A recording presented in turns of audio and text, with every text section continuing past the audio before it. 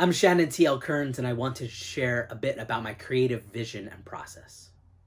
In my senior year of college at a fundamentalist Christian school, I lived in a tiny apartment off campus, which gave me a modicum of freedom to do illicit things like watch R-rated movies. One night, I went to Blockbuster and rented Boys Don't Cry. I was nervous as I walked up to the counter, still not used to renting things that could be considered scandalous. I took the DVD home and popped it in and then cried through the whole film. It was the first time I saw someone like me depicted on a screen. And now the only representation I had of myself was someone who was an outcast and then killed. What kind of message did that send to a kid like me? It told me that I needed to hide, that I needed to be afraid, and that I was a freak who would probably end up dead. I remember feeling this potent combination of relief and fear. Relief because maybe I wasn't the only person on the planet who felt the way that I did. But this film taught me that there was only one future for me. And I believed that because this representation was literally the only one that I ever saw. I still rarely see stories on stage that are resonant with my own experience as a transgender man. When I do see stories about transgender people, it's often clear that they were written by people who are not transgender and who have little connection with my community.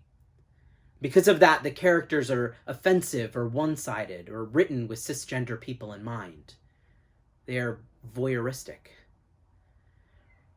As a transgender man who grew up in a fundamentalist Christian church, I have been haunted since a young age with questions. Do I belong? Can I find happiness? Is there hope for me?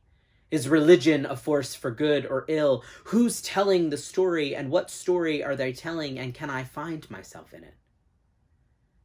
My work centers on telling stories that reflect the community I am a part of. A community that is growing and thriving and enduring. A community that faces tragedy but also has hope. A community that lives.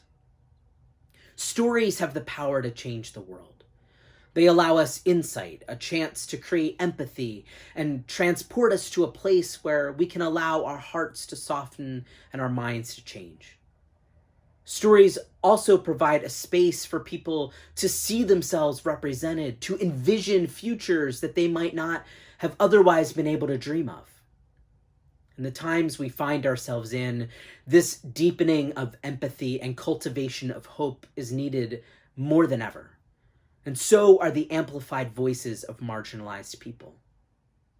And sometimes, maybe the transgender people get to have a happy ending. In my plays, I put stories and bodies on stage that we don't normally see.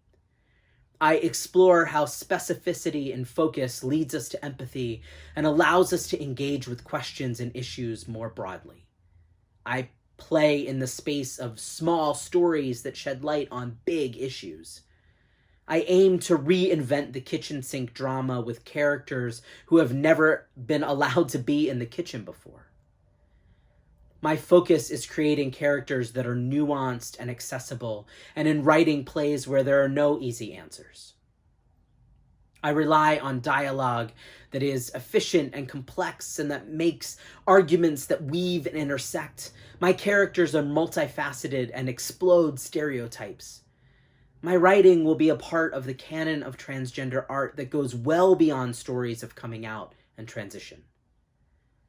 I write to envision new worlds, to be a possibility model, and to envision new futures for myself and my community.